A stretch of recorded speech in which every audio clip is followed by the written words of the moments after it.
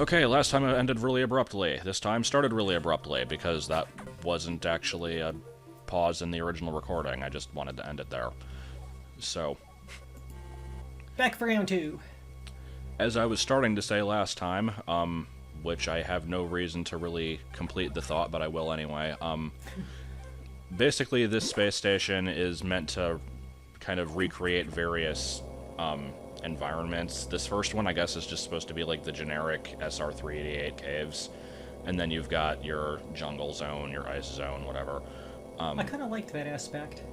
It is kind of cool, but it also raises even more questions than most of the other Metroid games, where it's like, who's installing all these doors? Why do the doors only open when you shoot them?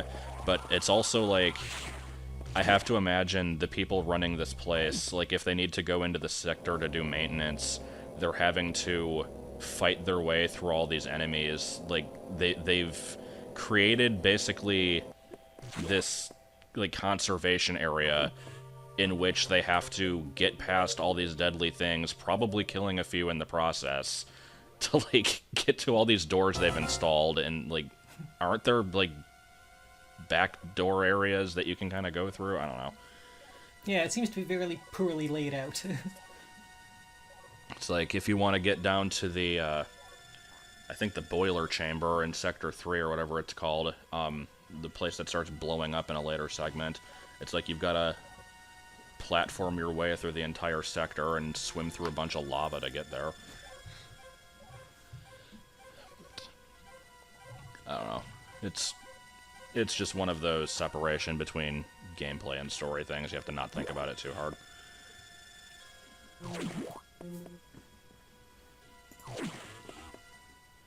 So, Sector 2 is a bit of a weird one, because, as I mentioned, this was the first 2D Metroid I ever played. I did not start out on either of the super confusing original or second game with no map, and I also did not play Super Metroid, and so in this one, here I am basically thinking that the map that it shows you is basically all you have to explore, and I'm like, wow, this place is really tiny. Only to find out that like 3/4 of the area is unmapped, and I didn't really understand why. Like, I'm like, why bother even having a map if it's just most of it's going to be off of it anyway? I also wasn't used to the concept of bomb this random unmarked corner of a room in order to find a secret. I typically like bomb like every surface that I can anyway if I'm really trying to play through a game. Yeah, it's like in the first Metroid, you've got to do that in, like, to get to Ridley's area. There's a part in Norfair where you just have to bomb an unmarked floor in order to access, like, half of the game, basically, and there's absolutely no indication of it. So, it's like, I guess back in the NES days, that was more acceptable. But, in ones like this, usually they have, like, some kind of crack or something to show that it's there, but not always.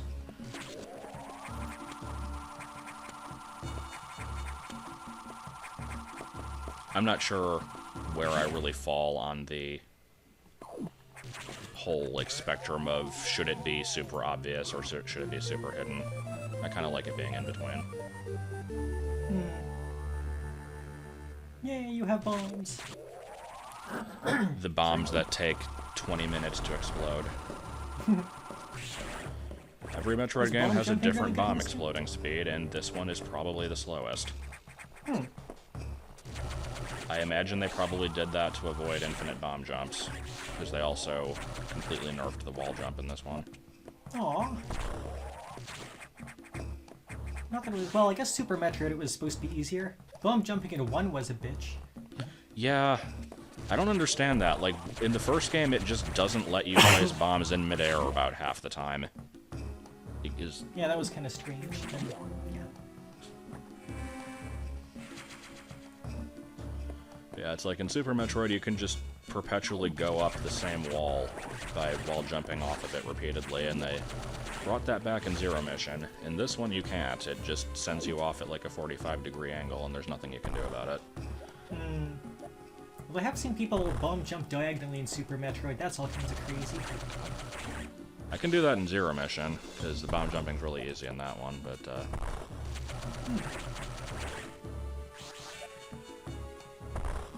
I have a weird relationship with Super Metroid, because it's like I didn't grow up with it, and I recognize most of its good design, but there's a few things in it that bug me, and they're always at, like...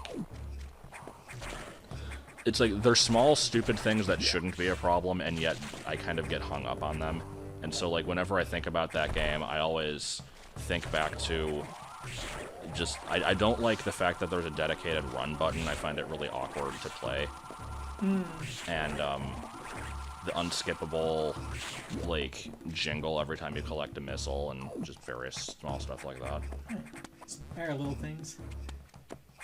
It's like the main association that I have with Super Metroid is the games done quick things, and just watching the races of Super Metroid in there.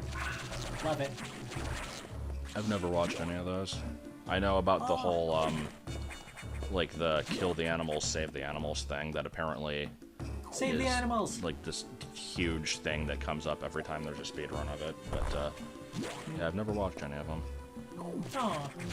Yeah, the races are really good, because it's, 3 or 4 people all playing at the same time and racing and stuff. And one year they got to within, like, just a few seconds of each other, first and second, and all of them. Yeah, it was good. I did watch a series of clips of, AGDQ stuff, and I think I might have seen the ending of that one. Sounds familiar. With AGDQ, the task bot sections are usually pretty good. I noticed they're putting those in now. Its computer does silly things with games. Oh, that's kind of cool. Yeah. And Galaga, I think, is their usual showcase thing, and then the ship is like circling around things really fast and not getting hit. You know, that type of thing.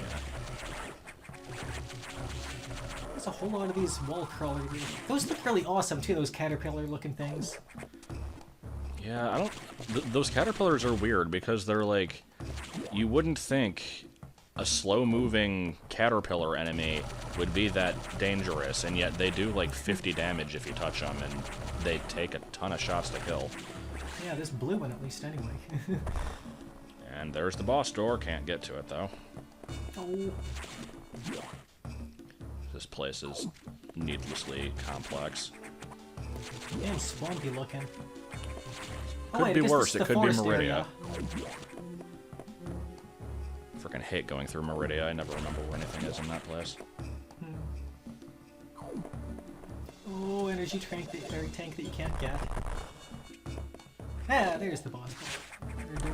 Apparently these boss doors have a 50-50 chance randomly of either being open or shooting at you, and so theoretically you could be stuck in front of one forever.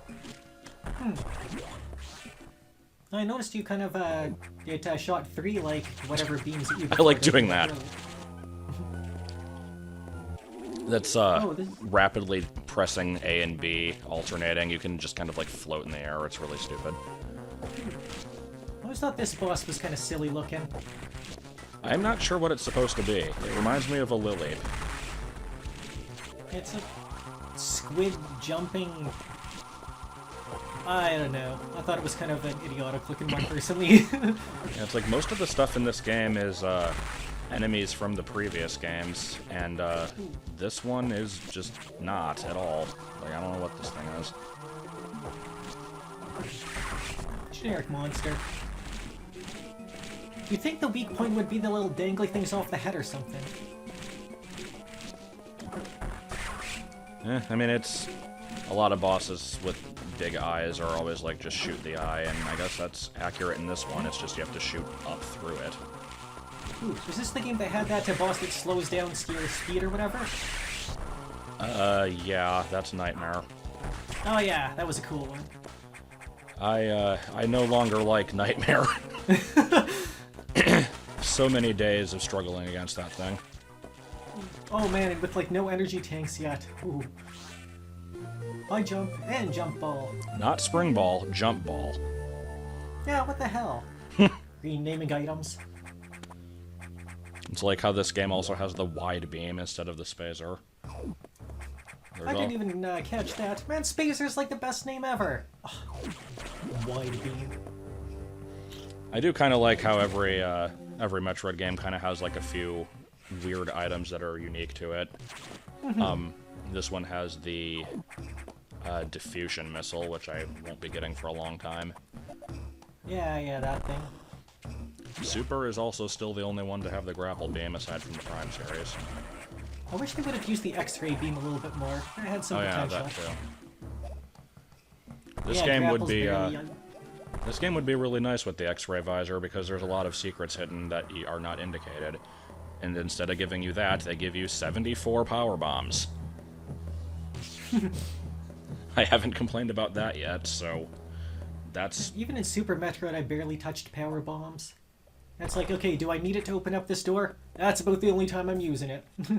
Yeah, basically every game in the series has like 250 missiles. I think Super only had 230 for some reason.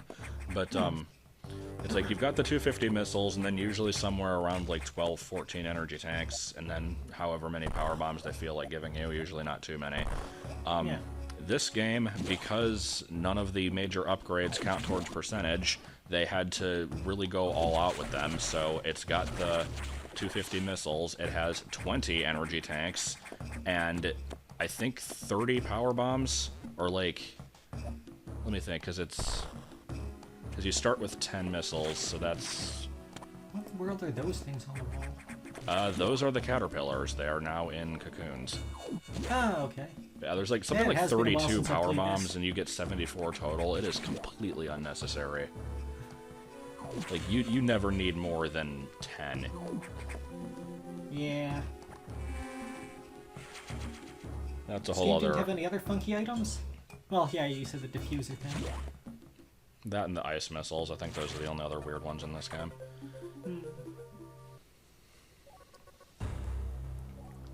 Yeah, this game system of go do something, then talk to the computer so it can unlock a door, then go do something, then go talk to a computer so it can unlock the next door.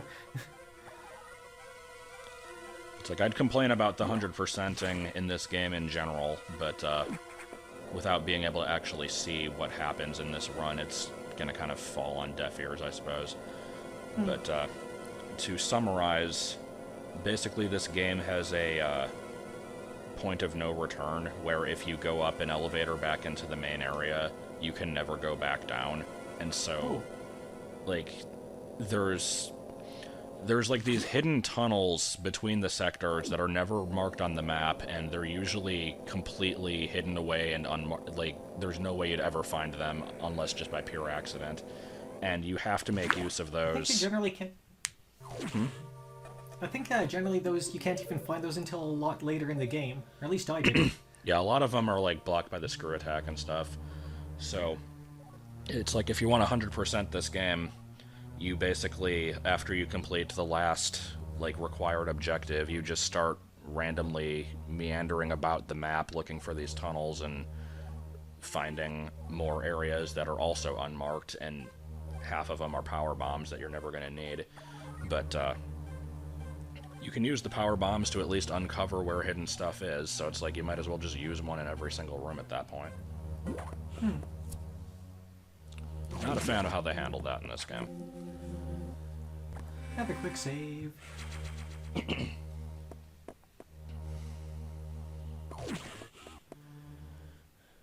So yeah, here is Sector 4. It's blue. That's about it. Is this like a water-based blend or something? Yeah, it is. Sort of. It's kind of weird. Like, this upper half is more or less just industrial and happens to have some water in it, and then when you get into the lower part, it's actually kind of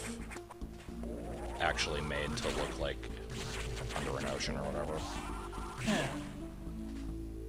It's just a little flooded up here. Has like these tanks up here with these skullfish that do completely unnecessary amounts of damage when you touch them. Nuisance enemies. Can't remember the names of any of them, unfortunately. Yeah, it's like I know the names of some of the ones from the first game, and that's about it. Yeah. such excellent names as Des Giga. Squirped. Holtz. Holtz, that was a good one. So, this is where we ultimately want to get, and can't because it's blocked by speed booster blocks, and, keep this room in mind for later, because we're about to have some fun times with it later on. Climb, climb, climb. I love stuff like that. It's just like there was no indication that you could shoot out that ceiling. It's just, you've just got to shoot everything until you find it. Yeah, it's more like, this is a dead end, so there has to be a place to go, really. I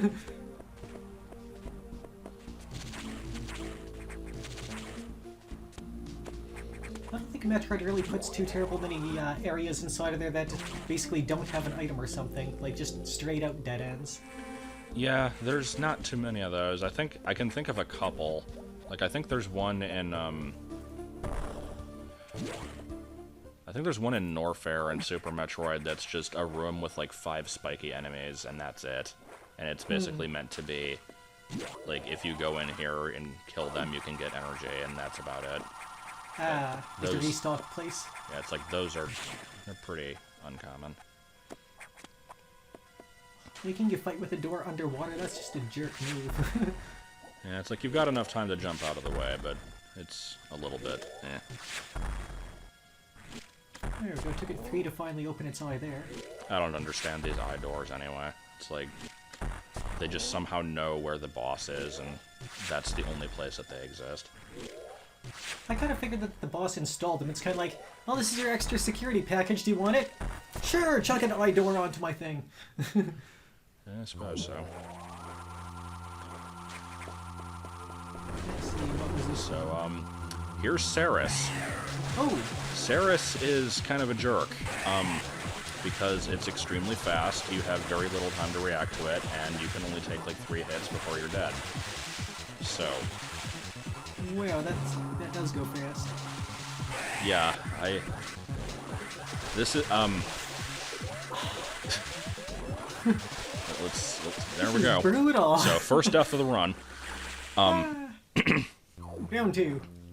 Yeah, obviously, since up to this point I haven't died, I hadn't needed to do any cutting before this, but, I always want to show my first attempt at a boss, and then, after that, I guess just any that, like, were funny or memorable or something, but,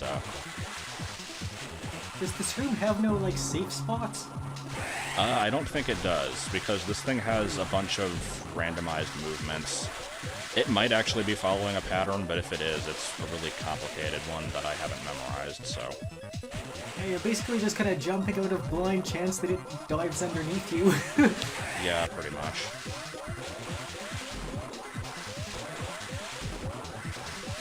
Oh, nice dodge. Yeah, just kind of getting lucky. So yeah, there we go. Except it's not completely done because then we've got this stupid thing. That's the that's one of the worst things about the bosses in this, is just the fact that once you beat it, you still have to deal with this, and this thing is never very hard, but if you're at low health and kind of panicking, it can get, like, it can just be really bad, but... Yeah, that's dropped me a few times, this thing. Yeah, that was actually my second attempt. I did not cut out any failures there, so... Speed boost! I got quite lucky. Speed boost is probably my favorite item in the series. I've always liked the spider ball, except that only Metroid 2 kind of did it well, where you can crawl on all surfaces. Yeah. Oh, you missed your jump. I'd like to see him bring the spider ball back in another 2D game. It's like, Yeah. I can understand why it wasn't in the Prime games, because it would have completely broken everything, but, I don't know, it would be kind of funky to see it in something like this. Yeah. So here's my They big remade- mistake. That door to the right was a save room, and I very much should have gone in there, and I didn't. Whoops.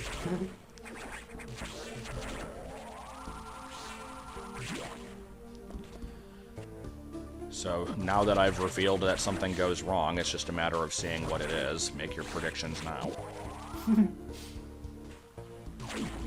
I wouldn't say these things, those are too easy. I'm thinking electric water. This is the only game where you can go on ladders like that, right? I think there might have been in Super Metroid as well. Can't recall. Oh, that's where you were on a ball and a little grabby thing kind of caught ya. Smash. So yeah, like I said, this is the room that you wanted to keep in mind for later.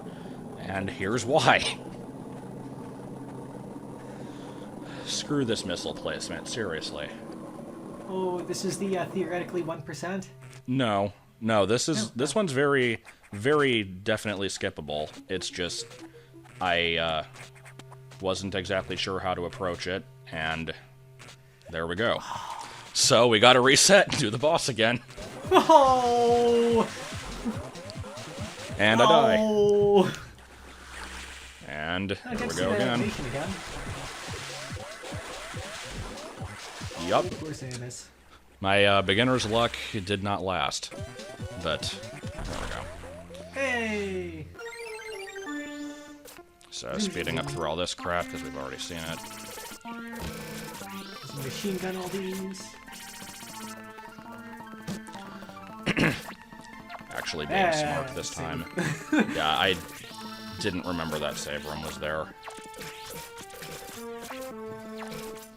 Because it's like I think in most cases where somebody wait, gotta see this part. This part's pretty epic. Screw that missile entirely. I didn't know if that would work, but I figured I'd try it, and I got lucky. But yeah, as I was starting to say though, generally if you're gonna be doing a challenge run like this, either you've practiced it a lot, or you're at least looking at videos for reference. I did neither of those things. I'm just kind of winging it. Research. There's bosses later on that I died against 50 or more times, and even then kind of didn't want to look at a video. I actually did eventually cave in for the spider boss, because seriously, screw that thing. But I'm kind of still looking forward to what I've got to do later on, because there's a lot of really hard ones still left to come. Not sure when I'll record those, probably in the next few days. But anyway, that was pretty much the segment. I think the rest of this is just getting back to the nav room. You know what is almost done here? Oh, getting close. I'm not sure what the deal with this place is. It's I think the that upper section with the monkey bars on the ceiling, you can only get through with bombs, and the way it's designed, you can't really lay them up there, so you're forced to use speed boost to get back. Well, the one thing that I like that this game did is the SAX things that are floating around and kind of go into the enemies that are in the background. If you get two of those SAX or whatever kind of going into a single enemy, then it grows into a bigger form. That's kind of a cool aspect, I thought. Yeah, that is interesting. There's parts later on where I have to basically try to avoid that happening because they become really annoying if you let them do it.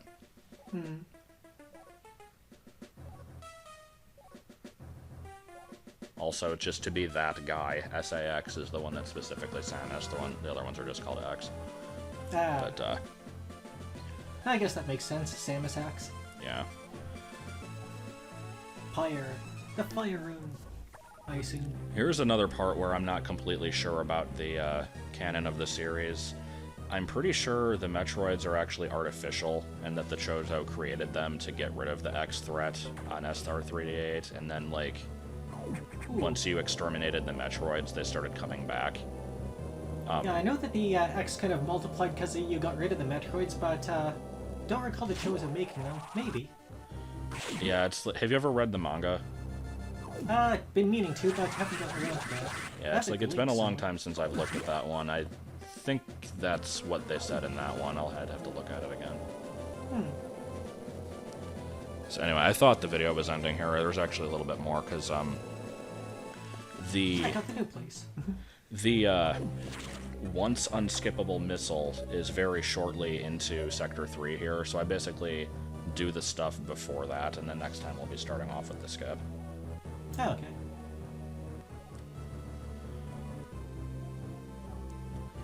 Go to the data room. Target. High temperature area. Oh wait, you don't have area yet. I guess you probably get that in the area. Actually, no, it's still a while before I get that. Huh. At least it's not Other M, where you just have the ability to activate it, but Adam doesn't say that you can yet. You've not played that one, right? I have to obey all of my upper whatever's is... You're a bounty hunter! Pull out your damn missiles! You've not played that one, right? I've played some of it, but didn't finish it, don't really plan to. Yeah, I'm the same way. Like, that part's the one that everybody always remembers, just because it's so stupid. Like, yeah. You can make an argument for, like, yeah, you don't want to be using power bombs in a place where you can accidentally kill other people with them, but it's a suit that lets you survive and gives you no other advantages. Like, why can you not use that? Yeah, you're trying to survive. This is gonna kill you. Use your items! Ah. Interesting concept for how they did Other M, but, yeah. They're bound to make another side-scroller at some point. Hopefully. Then there's these stupid security hatches. It's like, rather than have the, doors from the previous games where it's like, if it's red, you shoot a missile at it. If it's yellow, you powerbomb it. Nope, just have them be randomly unlocked as the game progresses. Yeah. That's basically my only complaint with this game, where the main one is just a linearity. Alright, so I guess that's wrapping this one up. Next time, we'll have some fun adventures with skipping that one missile. Hooray!